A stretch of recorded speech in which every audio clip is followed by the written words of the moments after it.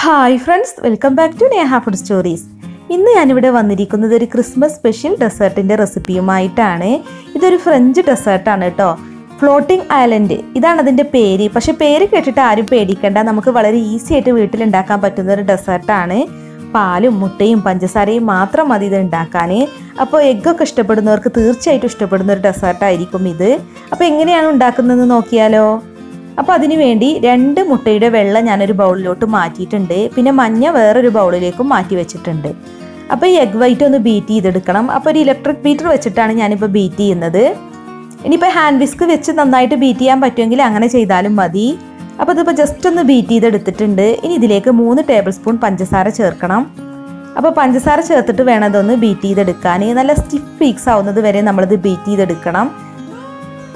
മുട്ടയുടെ വെള്ളയിലേക്ക് മഞ്ഞയൊന്നും പെടാതെ വേണം കേട്ടോ ഇത് ബീറ്റ് ചെയ്തെടുക്കാൻ. അപ്പോൾ മഞ്ഞയുടെ അംശമൊക്കെ പെട്ടിട്ടുണ്ടെങ്കിൽ ഇതുപോലെ ബീറ്റ് ചെയ്തെടുക്കാൻ പറ്റില്ല. അപ്പോൾ നമ്മളൊരു സ്പൂൺ കൊണ്ട് ഇങ്ങനെ എടുത്താൽ സ്പൂണിൽ നിന്ന് വീഴാത്തൊരു പരുവാവുന്നത് വരെ ബീറ്റ് ചെയ്തെടുക്കുക. ഇതിപ്പോൾ ഇവിടെ റെഡി ആയിട്ടുണ്ട്.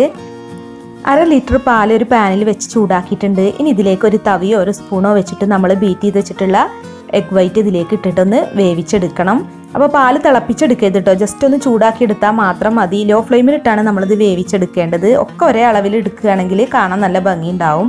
അപ്പോൾ ഒരു 3 മിനിറ്റ് ഒന്ന് വേവിച്ചെടുത്താൽ മതി. അതിന് ശേഷം നമ്മളിതൊന്ന് മറിച്ചിട്ട് കൊടുക്കണം. വായിലിട്ട് അലിഞ്ഞു പോകുന്നൊരു പരുവാണ് കേട്ടോ ഈ എഗ് വൈറ്റ് വേവിച്ചാലുണ്ടാവുക.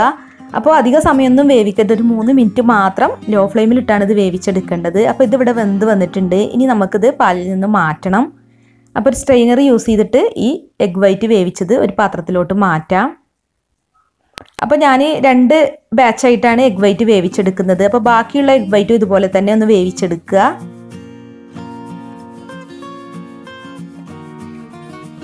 ഇനി നമ്മൾ മുട്ടയുടെ മഞ്ഞ മാറ്റി വെച്ചിരുന്നല്ലോ, അതൊന്ന് ബീറ്റ് ചെയ്തെടുക്കണം. അപ്പോൾ മുട്ടയുടെ മഞ്ഞ ബീറ്റ് ചെയ്യാൻ ഇലക്ട്രിക് ബീറ്റർ യൂസ് ചെയ്യണമെന്നൊന്നുമില്ല, ഹാൻഡ് വിസ്കോ സ്പൂണോ ഉപയോഗിച്ച് ബീറ്റ് ചെയ്താലും മതി. അപ്പോൾ ഇതിലേക്ക് 3 ടേബിൾ സ്പൂൺ പഞ്ചസാര ചേർക്കണം. പിന്നെ മുട്ടയുടെ സ്മെല്ല് പോകുന്നതിന് വേണ്ടിയിട്ട് 1 ടീസ്പൂൺ വാനില എസൻസ് ചേർക്കാം. അപ്പോൾ ഈ പഞ്ചസാര പൊടിച്ചത് ചേർക്കുകയാണെങ്കിൽ ഇത് പെട്ടെന്ന് മിക്സായി വരും കേട്ടോ. ഞാനിപ്പോൾ ഇത് പൊടിക്കാത്ത പഞ്ചസാര ചേർത്തതുകൊണ്ടാണ് കുറേ നേരം ബീറ്റ് ചെയ്തെടുക്കേണ്ടി വരുന്നത്. ഇപ്പോൾ പഞ്ചസാര മെൽറ്റ് ആവുന്നത് വരെ മാത്രം ഇതൊന്ന് മിക്സ് ചെയ്തെടുത്താൽ മതി. പഞ്ചസാരയൊക്കെ ഇപ്പോൾ ഇവിടെ മെൽറ്റ് ആയിട്ടുണ്ട്. ഇനി നമ്മൾ നേരത്തെ മുട്ടയുടെ വെള്ള വേവിച്ച പാലുണ്ടല്ലോ, അത് അരിച്ചിട്ടൊരു പാത്രത്തിലോട്ട് മാറ്റാം.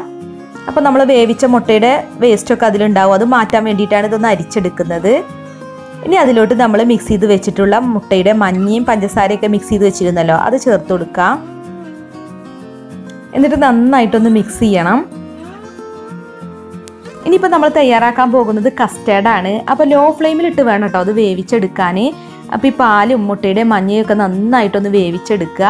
ഒരു ഫ്ലോവിങ് കൺസിസ്റ്റൻസി ആവുന്നത് വരെയാണ് ഇത് വേവിച്ചെടുക്കേണ്ടത്. നല്ല തിക്കാക്കി എടുക്കേണ്ട, കാരണം നമുക്കിങ്ങനെ ഒരു സോസ് രൂപത്തിലാണ് ഇത് വേണ്ടത്.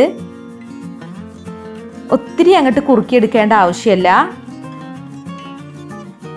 പിന്നെ ഇത് തണുത്ത് കഴിയുമ്പോൾ ഒന്നും കൂടിയും തിക്കാവും. അപ്പോൾ ഇനി ഇതിലേക്ക് മധുരത്തിന് വേണ്ടിയിട്ട് ഞാൻ കണ്ടൻസ്ഡ് മിൽക്ക് 3 ടേബിൾ സ്പൂൺ ചേർത്തിട്ടുണ്ട്. ഇനിയിപ്പോൾ നിങ്ങളുടെ കയ്യിൽ മിൽക്ക് മെയ്ഡ് ഇല്ലാന്നുണ്ടെങ്കിൽ ഒരു 3 ടേബിൾ സ്പൂൺ പഞ്ചസാര കൂടി ചേർത്താൽ മതി. പക്ഷേ കണ്ടൻസ്ഡ് മിൽക്കൊക്കെ ചേർത്ത് കഴിഞ്ഞാൽ നമ്മുടെ ഈ സോസിന് കൂടുതൽ ടേസ്റ്റി ആയിട്ട് തോന്നിയിട്ടുണ്ട്. അപ്പോൾ ഇത്രയും മതി കേട്ടോ. ഇനിയിപ്പോൾ ഇത് ഒന്നും കൂടെ തിക്കാവും തണുത്ത് കഴിയുമ്പോൾ. അപ്പോൾ നന്നായിട്ട് തണുപ്പിച്ചെടുക്കണം ഫ്രിഡ്ജിൽ വെച്ചിട്ട്.